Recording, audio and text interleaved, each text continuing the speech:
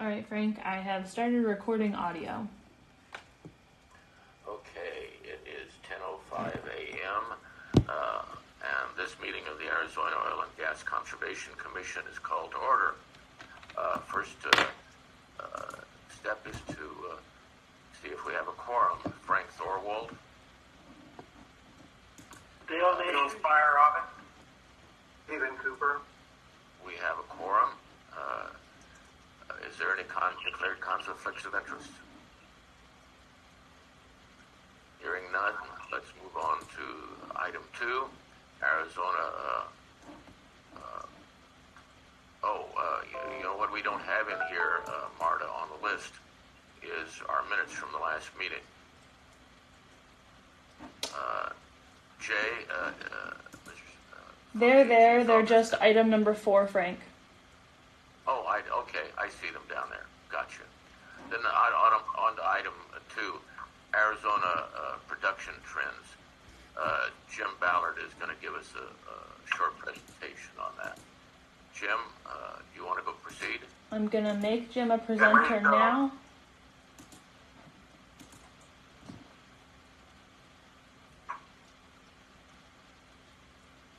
All right, Jim, you should have authority to present. Okay, let me just get this into presentation mode.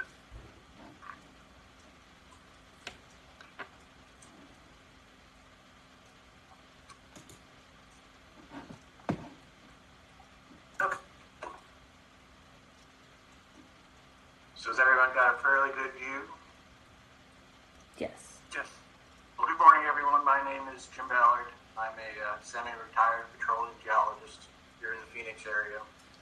And I had some help putting together this presentation. The Oil and Gas Administrator did a great service finding some of these records. The staff of the records session was great. But the annual production summaries are available online from the beginning of production in the 1950s up to 2014. This summary brings them up to date through 2020. It's a list of all the wells with production. So down here along the left side, first from the Four Corners area, then for the Holbrook Basin, are all the wells with any production during this period. The numbers contain quite a bit of information. Over the last few years, there have been some significant changes in Arizona's production. Orange highlights helium gas.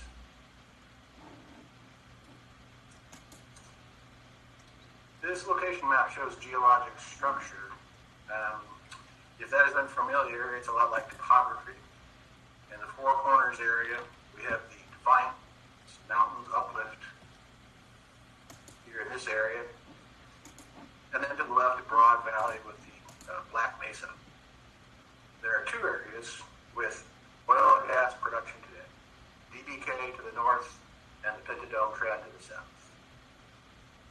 DBK, or Denabakea, which is the only time I will try to pronounce that, is still Arizona's largest oil field. You can see it has produced significant oil, helium gas, and regular methane gas over the last 7 years. At Pinta Dome, the period covers all the redevelopment work there. First production in that area since 1976. But production has not been uniform over these years. It has shifted from nearly all oil in 2014 to nearly all helium gas in 2020. So what is the value of 139,925 barrels of oil? I know it might not be familiar units to a lot of people, but $50 a barrel for oil, that's just under $7 million. And the gross value of the helium gas from both fields at $100 for MCF for helium is well over $9 million. And these are just ballpark numbers, and they don't include operating costs, transportation costs, taxes, etc., which of course the operators have to pay.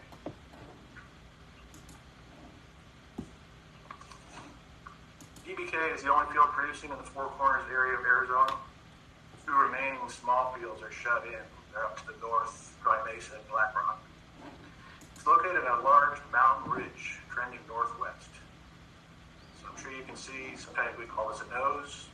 It's a large feature trending northwest, both the subsurface geology and the topography. And of course, it trends the other direction too, southeast into New Mexico. The green outline is the oil field. And then so wells that are drilled outside that green outline did not produce oil. Many of them discovered helium. The chart shows the decrease in oil wells production and methane gas production, and the increase in helium gas wells and helium production over the period. For instance, in 2014, there were 30 wells producing some amount of oil in DBK, and now that number is down to 8. The production in 2014 was 154 barrels of oil per day, and now it's down to 15, which is not a lot of oil. Gas was produced early on in 2014. You can see the production, that's regular methane gas. That's been completely eliminated. It's all been shut in. There's no methane gas production today. And helium wells went from 2. There was an early project to produce helium going back to 2003, actually. But that number has dramatically increased to 9 wells. And you can see the production increase from 45 MCF gas a day to 194 has been pretty significant. So Capital Operating Group shifted production to helium gas. No new wells, recompletions to a lower helium zone, frac and sandstone. As you can see from the map, they have a lot of well bores to work with. And in fact, development could be extended to the southeast. 2 significant wells were drilled back in the 1960s, which were significant helium discoveries. So there's a lot of undeveloped potential in DBK. Recent helium gas production is about 5.6% helium, 1% methane, CO2 is about 13%, and the rest is really nitrogen, which essentially has no value. The Pinta Dome trend. Pinta Dome, located here, is actually a round hill. It actually has topographic expression. The highs to the right have more irregular topography. Redevelopment means that these fields also produce new patterns. The Ranger development wells in red are in 2 areas, both very active. There are more early wells in the Pinta Dome area, and then more wells were drilled in Navajo Springs. First production was mostly Coconino sandstone, and in 2020 was dominantly from the Chinook sandstone, which is just above the Coconino. So to give it a little more detail, you see in 2017 we list 7 wells.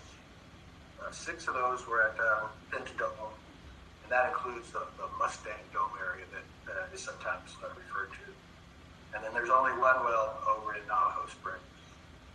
2 of the wells had dual completions, so we're actually talking about 5 wells that were completed in the Coconino and 4 in the Chinook. We moved to 2020. The Pinta Dome well count's gone down to 3, and we have 4 now at Navajo Springs. So the numbers are the same in 2017 and 2020. 7 wells are in total active, but some of the wells are new wells. So some wells stopped producing, and some new wells were drilled. And in 2020 number, that include actually 4 completions in the Coconino, and now we're up to 5 in the Chinook.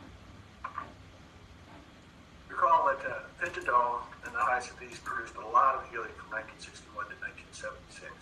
It was nearly all from the Coconino. So some of that, more of the upside is seen in the Chinook. The Pinta South wells down to the south in this area all been recently drilled and are not producing it. I believe they are all Chinook completions. So recent helium gas production. We have helium at 8.2%. It's very high. Methane is almost non-existent. CO2 is very low. And essentially all the rest is nitrogen.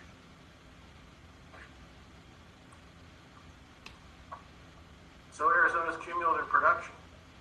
Pre-2014, these are from the reports that are online. And then through 2020, we just added in the amounts from this recent report. This spreadsheet will be available to the public. I'm not sure exactly when. There's still a few gaps that we're trying to fill in, but it will certainly be publicly available. So I thank you for your attention, and we would be glad to answer any questions from the Commission. Thank you, Mr. Ballard. Does anyone have any questions for Mr. Ballard?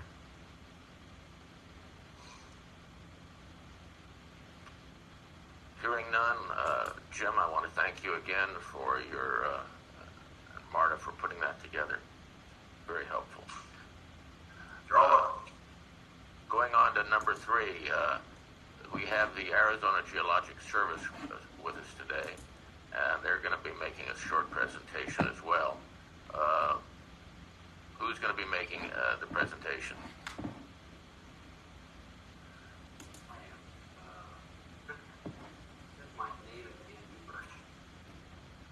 Pleasure. Which is weird, so I'm not sure why that is. She's my colleague at the Arizona Geological Survey. So if anything goes wrong, just call in. Do you need me to make you a presenter? Do you have something to present? I do. I have a few slides. Okay, give me 1 sec and I will. The Geologic Survey today is going to be talking to us about You shouldn't have. item sequestration and projects that they're doing, and I don't know whether you'll be mentioning lithium at all on what you're doing in that area, but look forward to your presentation. Well, thank you, Frank. Can you hear me okay? Can you see contents on the screen? I can. I can hear you just fine, and I can see your contents. Good, thank you. Let me just try and make it a little bigger. I apologize for all the words. You probably don't even have to read any. I have maybe about 3 or 4 slides, and then if there are any questions, I have a few supplemental slides that I'm slightly more detailed. I want to thank you for inviting us to present on our projects related to minerals and CO2. And thank you, Jim. That was a nice presentation overview of what we asked. And if there's overlap, I guess that's part of why we're presenting our projects today. So I'm just going to introduce one of the projects that we're working on, and it addresses underground storage potential, specifically carbon dioxide storage. This is probably our 3rd or 4th funded project by the DOE to address potential for storage over the last 15, 16 years. So we have a team of people that work on this project. It's funded from 2019 to 2024, so 5 years. And what are we doing? So let me skip. This is sort of an outline. That it just basically says you can look at the past projects we worked on, the current project we're looking at, and the specific parts of Arizona that we're planning on focusing on. And this is sort of like a background of what this is. So CUSP is the name of our project. It stands for Carbon Utilization and Storage Partnership. And we're one of 13 states and 4 national labs that are on this DOE project. It's spearheaded by the University of Tech and their state local laboratory. And the focus of this project is 5 years. The goals are really to address storage potential in each respective state. So for us, we have about 3 to 5 basins that we're focusing on. And there are sort of satellite basins that are adjacent. And the whole purpose is, or the workflow really is to identify CO2 emission sources based on point value, but also kind of the current landscape, what we plan to, what is being emitted now, and what CO2 sources are planning to go offline or be replaced or segue into other fuel materials. And part of this project is the overarching goal is to get CO2 generation, CO2 transport, and storage in the United States to kind of be the most efficient way to store this material throughout the United States. And so that's what the national labs are, to run models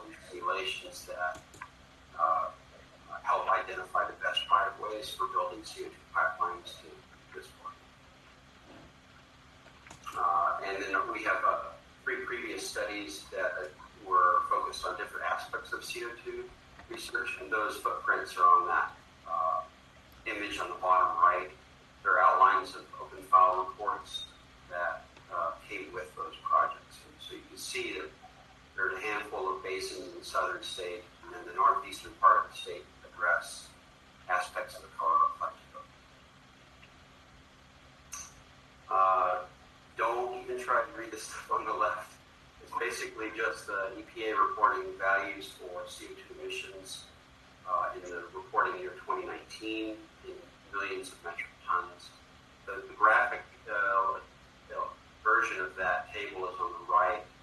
So in yellow are CO2 emission values for that year, excluding the Navajo Generating Station. That one was reporting, but we removed that. It's obviously not part of the 2020 and newer landscape. And then the red lines are natural gas pipelines and right-of-ways, and black is the Kinder Morgan petroleum pipeline. And the values inside of these yellow circles just represent the type of emission source, so combustion, electricity, cement, and lime, and so on. And our goal in this project has been to find an intersection of where the CO2 source is with transportation right-of-ways, and then identify the best place to store it. So there may be really good storage opportunities in northern Arizona or eastern Arizona, but without the right-of-way, the cost of building the pipeline becomes not a priority. So we're not going to research those places that don't have, or that are not immediately next to the source.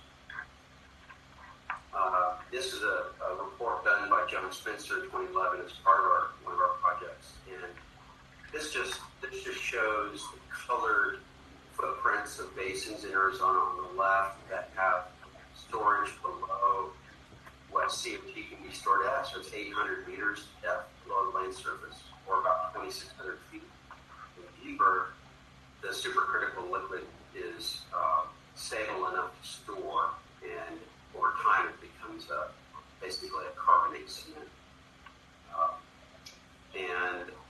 And then their volumes are just in this nice little pie chart on the right.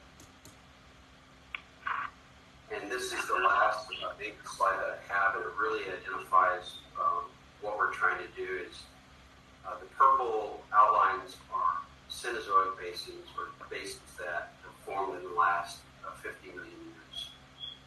In this basin range, we're like 30 million. And then the Holbrook Basin is a green evaporate Paleozoic storage candidate that we're exploring in the northeast of the plateau.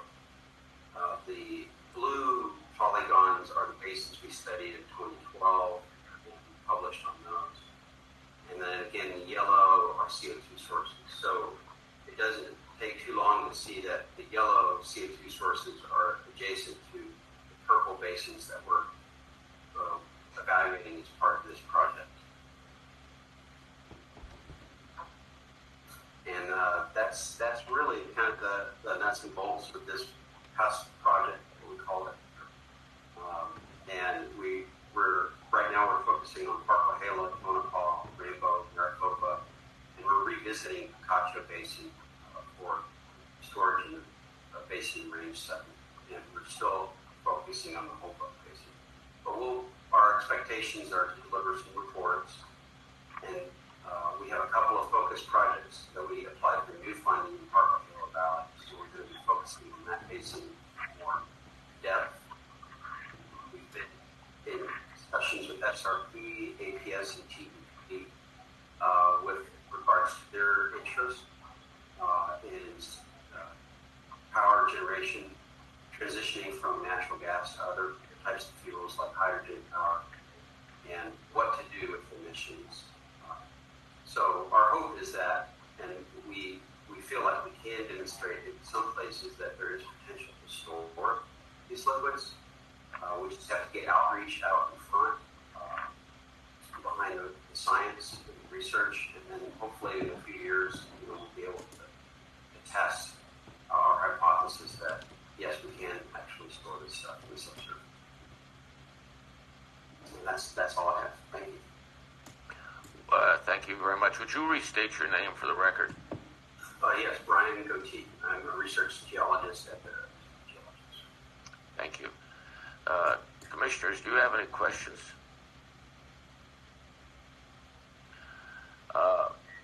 Brian, just FYI, I know you're probably dealing with pipelines mostly, but Arizona DOT did an intermodal study that was about 4 years long that they just finished a couple years back throughout the state and covered all modes of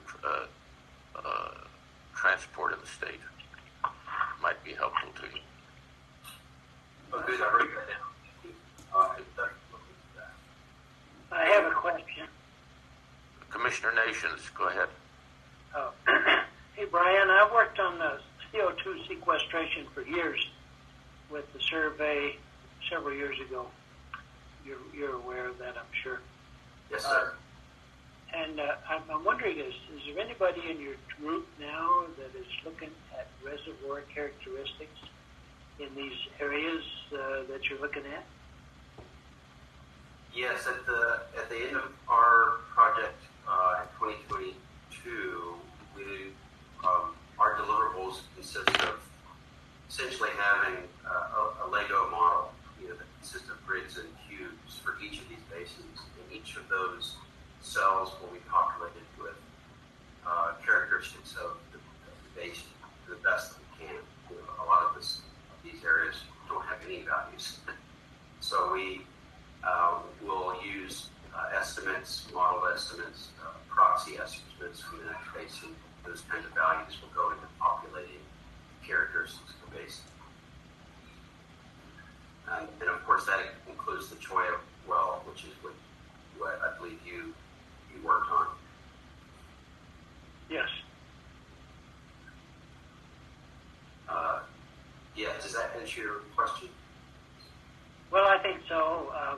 When we were working on the project, we were very concerned about reservoir characteristics, and that was one reason we were able to get that Choya well drilled, because it appeared on geophysical records and logs that the Martin Formation would be porous and permeable enough as a reservoir. And so we followed that philosophy, that theory, till the well was drilled, which determined that the Martin Formation was too tight. So my concern would be whether or not really the reservoir characteristics are being evaluated adequately to avoid that kind of dry hole drilling on a project. Yes, and if I recall, I think one of the recommendations that came out of that dry hole was that there were plenty of other areas that needed to be evaluated.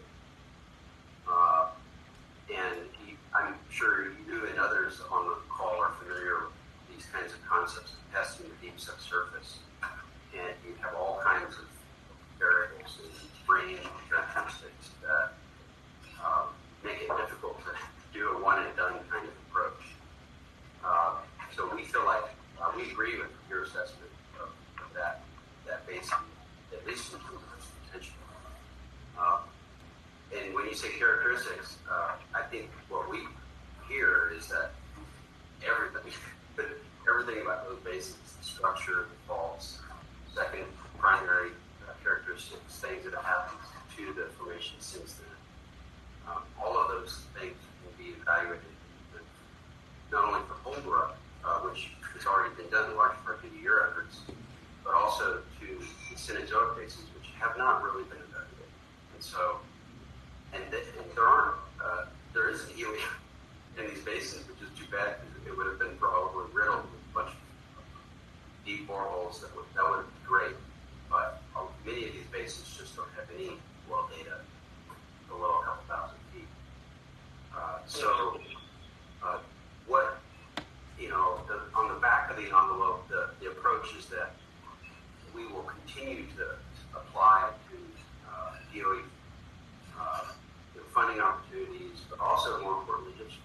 talk to our energy partners and private and state energy stakeholders to really identify areas for additional work.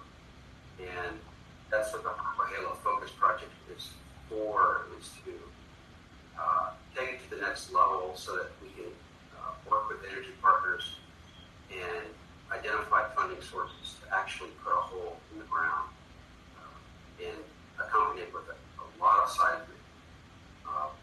And hopefully it won't just be one and done, or if it is, it's the well can be retrofitted to a Class 6 injection.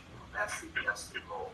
It's put CO2 in the ground and test it.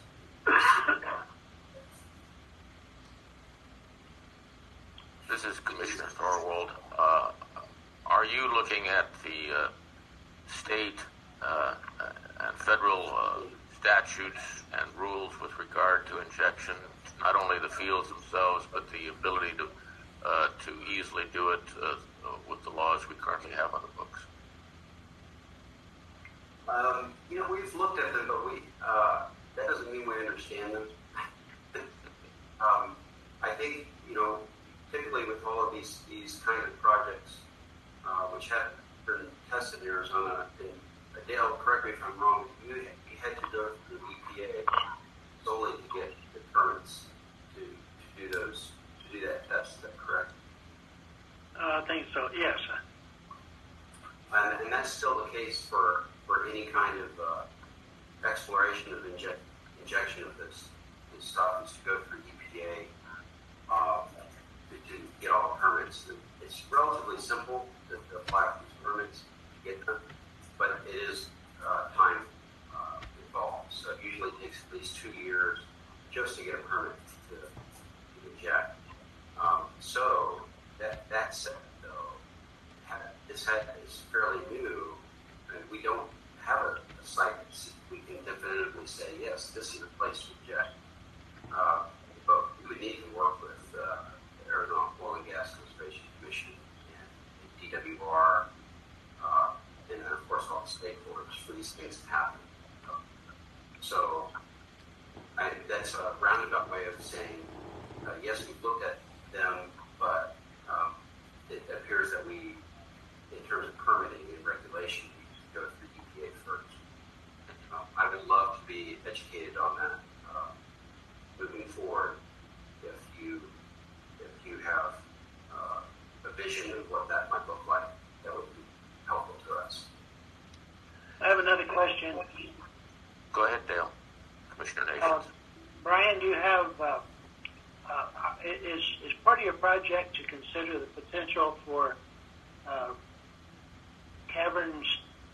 salt cavern storage for natural gas? Yes, sir. It is. That's one of the discussions we've been having with SRP and their other energy partners. Mainly SRP is to explore the Eloy or Picacho Basin, just because it's been explored before, that kind of potential for LPG, and we believe that that's probably one of the best ways to store CO2 in Arizona, is to dissolve the salt, create cavities to store this. You can also store liquid hydrogen, which is what we're trying to advocate for as a multi sort of purpose portfolio for those kinds of salt bodies. And this has been done in Houston, Texas, and in Germany, France, where they also have salt bodies that they successfully stored this material. So that is the main one, because it's in a lesser populated area than the other salt bodies, like Luke Basin in West Phoenix. That's another great storage potential, but it's just probably too populated. What about any look at Red Lake or Picacho for future development? Picacho, yes, that's the one that we're revisiting. We assessed that in 2012, 2014 for West Carr. And Red Lake we had not assessed. It's this green basin right up here north of Sacramento. We didn't add it to our cusp list because it wasn't next to a power plant, and additional right-of-ways and pipelines would need to be developed out to that point. But it is a good candidate. It does have salt. It is confirmed. And so in our books that have potential. But we needed to sort of prioritize on these project which basins to address. You could probably persuade us to add it to the list. But it was already mentioned and discussed only in brevity in 2011 with our early West Carbon report.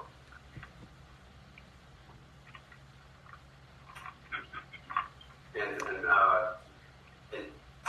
if that does answer your question, I didn't want to forget or necessarily drone on about your mention, Frank, of lithium. This Commissioner Norwell, before we go there, let me bring up a couple points. We were just in some recent discussions, but conversations, presentations, I can't remember whether it was DOE or EPA or both, with regard to hydrogen storage. And so there's some other things going on that I'll pull my notes and we can talk about that offline. But the other thing I wanted to bring up was helium production with CO2 coming with that. And the areas north of Springerville along the border with New Mexico, there's been talk for years by Kinder Morgan about doing pipelines down to Texas. But then there's also helium in many of those wells at a fairly high content. And with that being produced at a high volume, the potential for then taking that CO2 and re-injecting it back into that same formation or trying to use it for other purposes. Will you be looking at that area at all? I don't think, in terms of utilizing the CO2 from the St. John's CO2 field, we hadn't really considered that as being used for enhanced oil recovery. If that's what you're kind of one approach to utilizing that CO2 field is pump it into the Pinto Dome and DBK oil fields to enhance oil recovery. That's been done successfully for years, and that's why my understanding of that pipeline from St. John's to West Texas was to utilize the credits for CO2 storage, get the tax write-offs, get the oil from injecting that CO2 was sort of the thinking behind that. And I think you could probably know more about why that didn't fall or didn't work. But I think with the whole Brook Basin, we'll probably have to address aspects of that. Whether it's part of our more technical characterization, I don't know. I have to think about that. And if that is an area of interest, then we should do more research. Administrator Houghton and I should have a separate conversation meeting with you on these subjects. We've been attending different things that relate to this. Okay, wonderful. You were about to mention the lithium. I don't want to cut you short on that. Just that we, as a separate project, it's a co-funded AZOGCC mapping program called State Map, and every year we have a committee of stakeholders that help us make decisions on where to prioritize mapping and generating geologic maps. So this last cycle, we've been mapping Big Sandy Valley, which is, I don't know if you can see my mouse, but it's east of the word Dutch Flat. That's that green polygon. We've mapped the southern half of that. This coming fall, we'll begin mapping the northern half of that basin. And primarily those efforts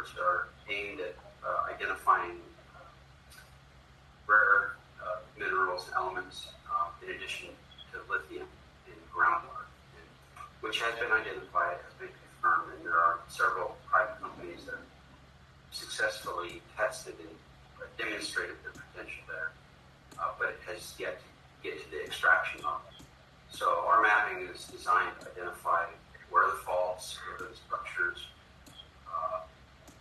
what is the relationship to any geothermal potential there, which does exist, and so on. So we're still a couple of years from having those results, but it's good to know that that's being driven by the lithium potential, at least at that location.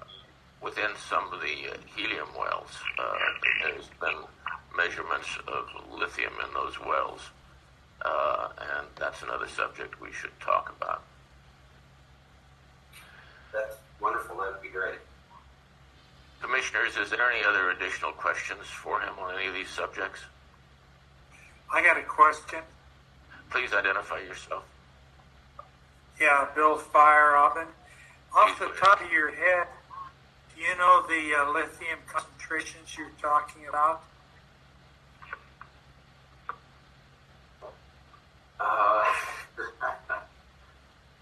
I know I'm asking you off the top of your head. Off the top of my head, no. I the numbers 40 and 200 parts per million come to mind. I probably wrong about that. Take me about a minute to get our resource documents for that. Okay, that's fine. Chairman Thorwald, you know my interest in that, so if you could be sure and kind of keep me in the loop, I appreciate that also. Thank you, Commissioner Farber. Anybody else have any questions? Any of the commissioners? Thank you again for the presentation, and moving on to the next item on our agenda, item 4, discussion of the minutes of the May 21st public meeting. Frank, before we leave that, yes, sir. I want to state my appreciation to Jim Ballard and Marta Hodon for this compilation of data. That's quite an accomplishment, and that's what we need to maintain. Thank you, Commissioner Nations. Anything else before we move on? We are on the public meeting minutes. Does anybody have any changes to those minutes? Any comments for the May 21st meeting? I move for the approval of the May 21st meeting public meeting minutes. I second that motion. All in favor? Any discussion first? Hearing none, all in favor of that motion? Aye. Aye. Aye.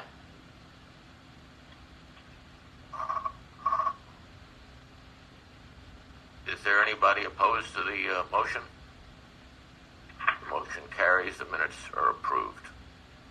Moving on to item number 5, report by the Oil and Gas Administrator. Administrator Hoden, do you want to go ahead? Absolutely. Thanks, Frank.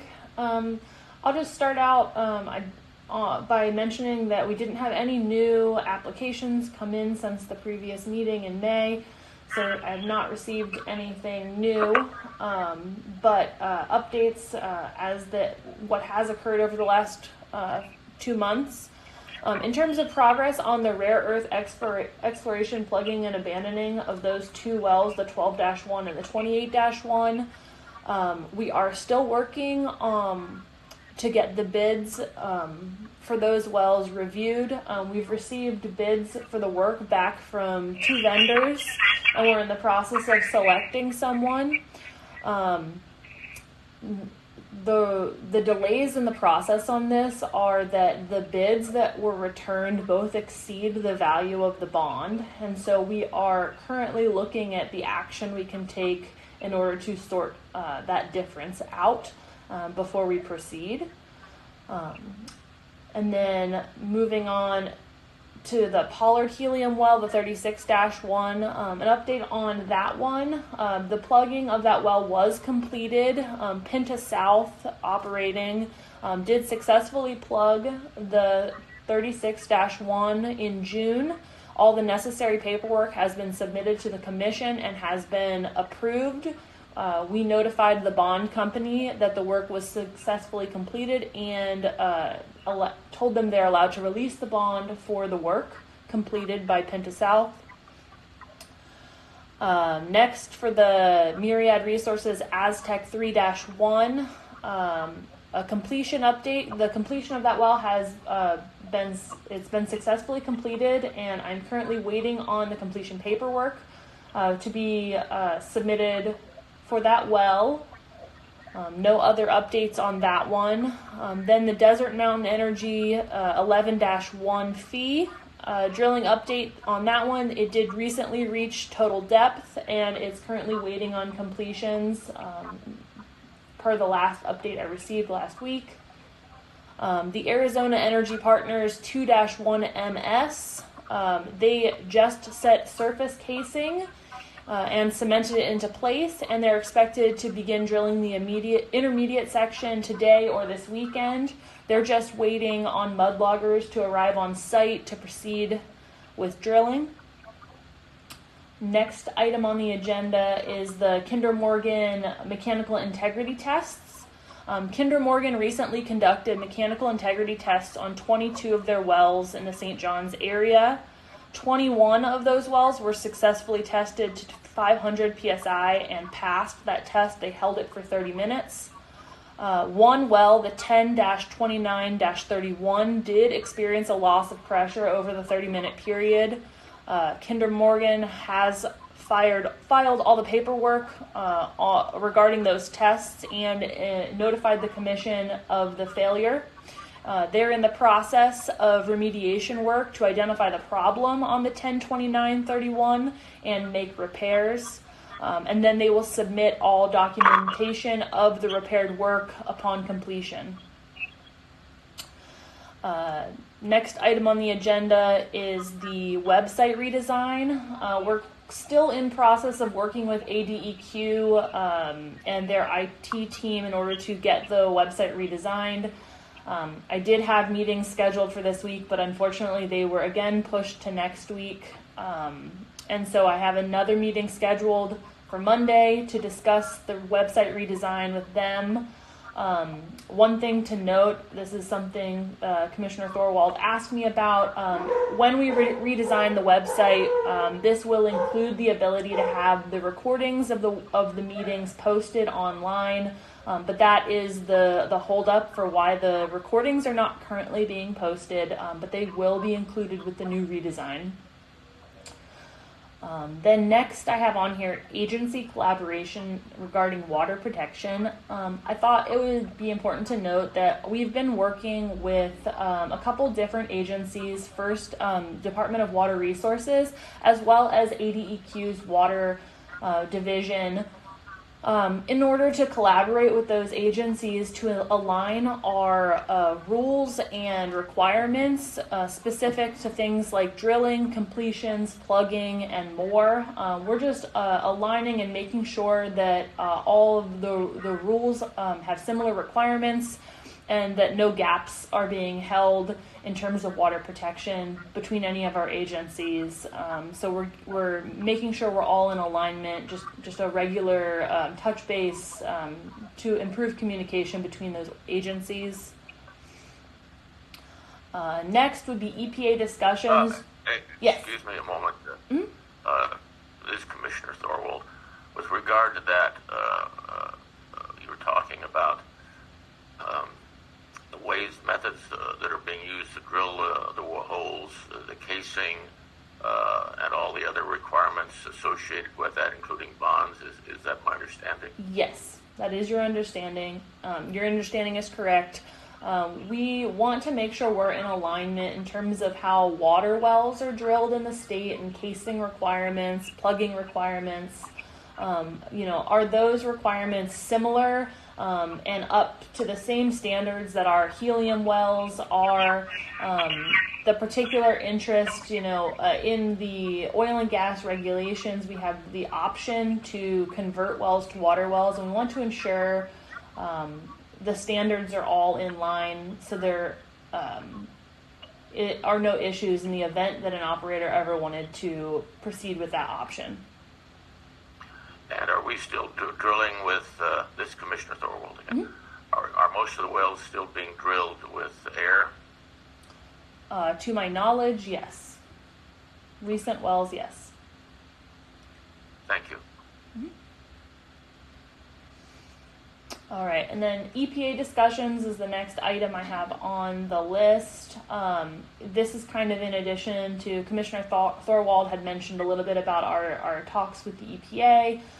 Specifically, we've had discussions with them regarding injection and injection requirements and what they constitute different types of injection wells. And so we're trying to understand how the state's regulations in terms of injection compare to EPA requirements and where helium wells fit in to the EPA's injection well standards. We're learning a lot of information regarding how EPA would classify a helium well. And what we're learning is that a helium well wouldn't necessarily classify as an EPA well per their current understanding, but we're continuing our conversations with them to understand what EPA would require and ensure that the state is requiring similar or more rigorous requirements for injection. And then next on the next item would be the New Mexico Produced Water Resource Consortium. The Oil and Gas Conservation Commission for Arizona has recently joined as a member of this consortium. It's a free membership for state agencies. We are, while it's a New Mexico consortium, other state agencies, including Texas, Oklahoma, and I believe Utah, are part of this consortium in order to begin to understand alternative fit-for-purpose uses for produced water. And I included the link here for any interested parties, and I also encourage operators to potentially look into membership. I highly encourage any interested parties to join and learn more about the options for produced water and alternatives to simply injection of produced water.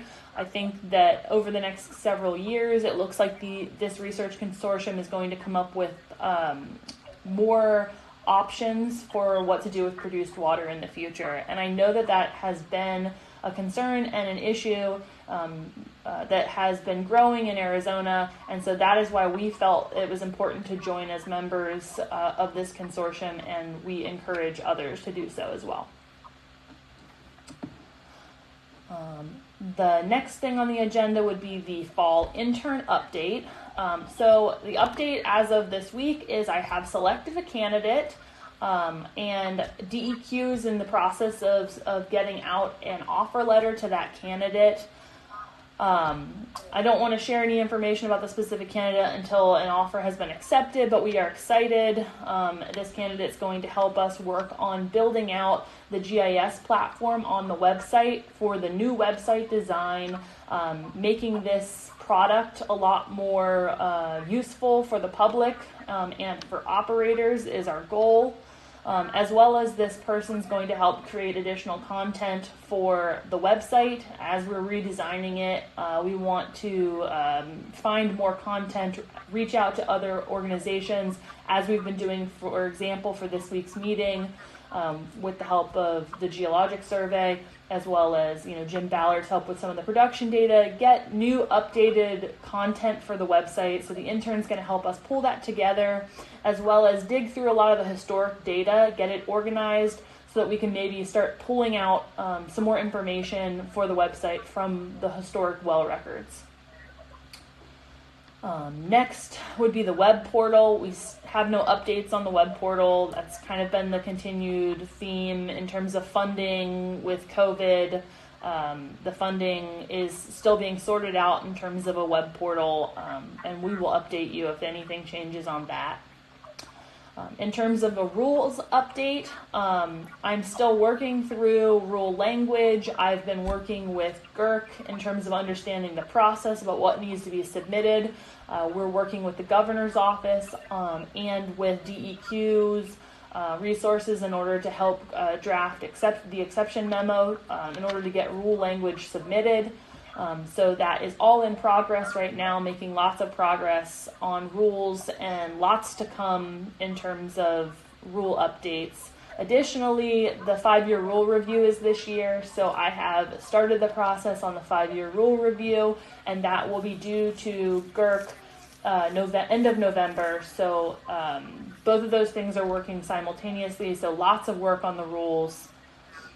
And then last thing would be procedures and manuals and standard operating practice. I'm still working on updating a lot of those processes and documentation. I think this will probably be something the intern will assist me with as well in order to make sure that these documents are useful for myself, for an intern, for anyone who may potentially be covering the position temporarily, which I did previously train a backstop within ADEQ. I still have constant contact with that person, keeping them up to speed on what's going on within the Conservation Commission so that she is up to date on the latest procedures. And so that's still in progress as well. Any questions?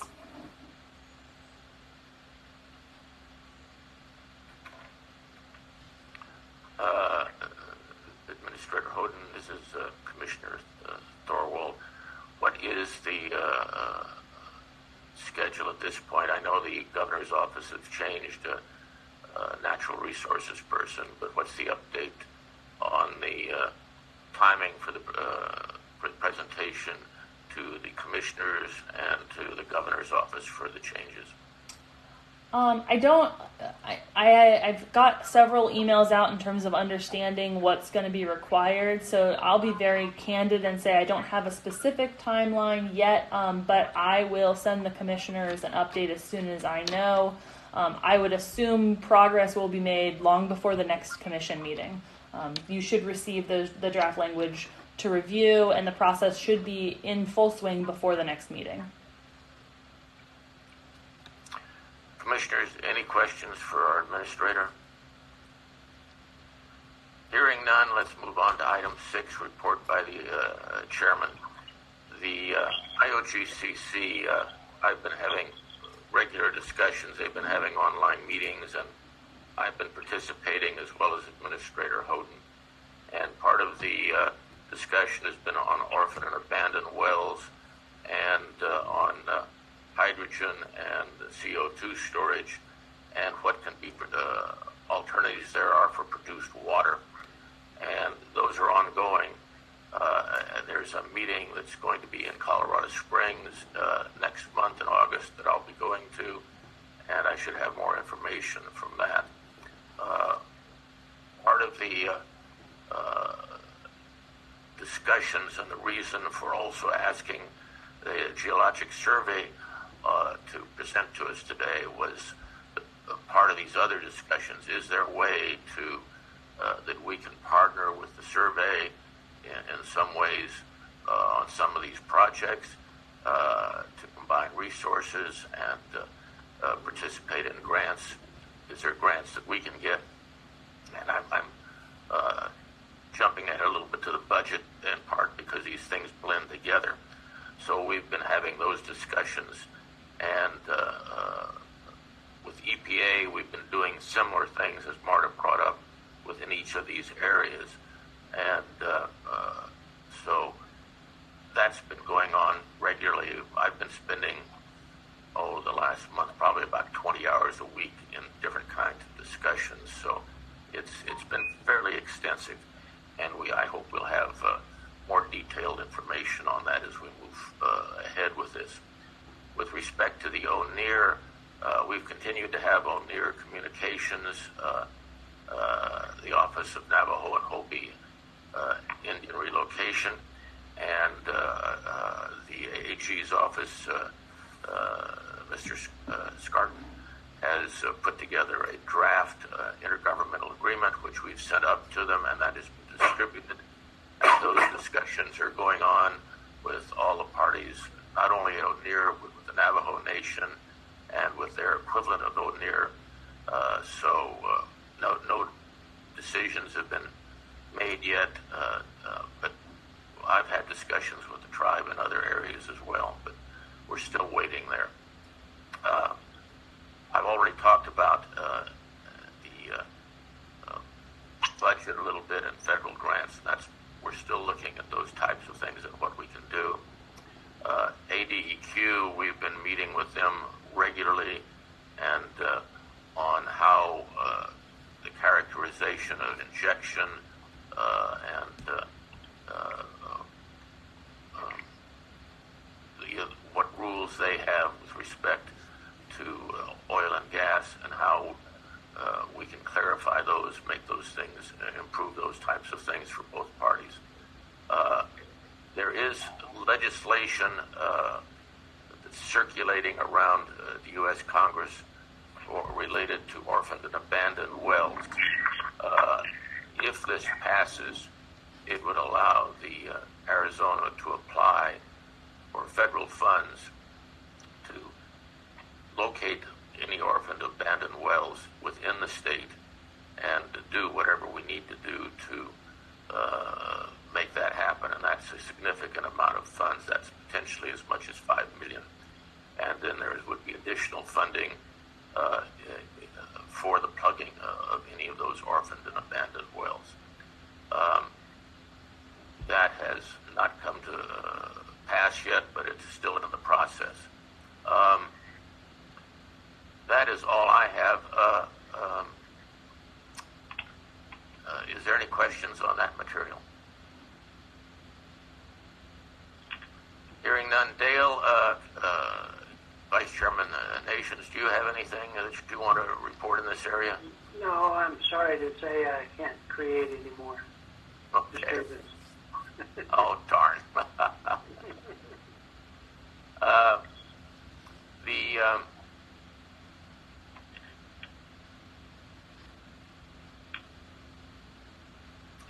I think that's pretty much it for me. Is there any other questions with regard to anything that I've mentioned? Hearing none, let's move on to item 7, call to the public. Is there anybody that would like to speak to the commission?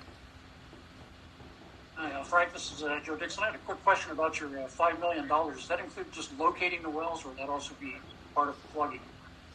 No, that is separate from plugging. Okay. Second real quick question that I think Marta may have hinted about this when she was talking about the... I know it's, just to clarify something, we do not comment back to the public. Joe is with the land department. So go ahead, Joe. Oh, yeah. Another quick question. I think Marta may have hinted about this when she was talking about the intern web portal there. But is there any plans to publish the information that Jim Ballard presented, or maybe just post his presentation on the website or something? I do plan on posting it on the website. Okay, good. Thank you. Anything else, Mr. Dixon? No, that's all. Thanks, Frank. Okay. Again, call to the public. Is there any members of the public that would like to make any presentation or need to talk to us or present anything? Hey, Frank, this is Mike Conway, the Arizona Geological Survey. Yes, Mike. The first presentation, Jim Ballard mentioned that the CO2 concentration was 13% coming out of those helium wells. What happens to that CO2 at this point in time?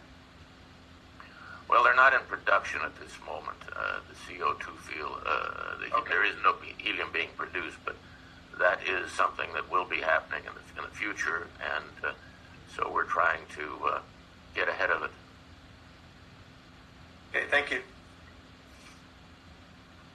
Any other comments from the public? Any other discussion? Yeah, this is John Stuckey. I'm a member of Hector Water, Arizona, and which is dedicated to trying to eliminate fracking in the state. it really disconcerting the glibness with which you use the term produced water. I think at least when you communicate with the public, you need to be much more specific about what that means, because it sounds like a very innocent term.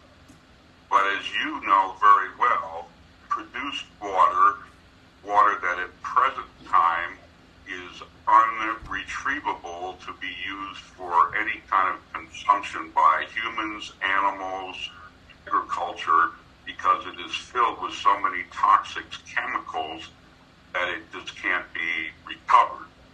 So I urge you to be more transparent when discussing with the public terms like produced water. And I noticed that, one fracking well can use up to 20 million gallons of water in a state that is already in extreme drought. And for you to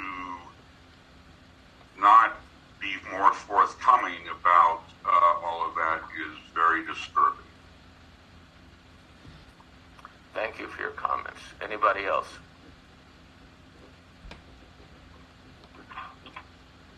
Hearing none, we will move on to adjournment.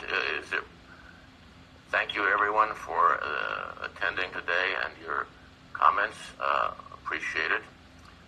Do I have a motion to adjourn? So moved. Second. All in favor, say aye. Aye. Aye. Aye. Thank you. The meeting is adjourned.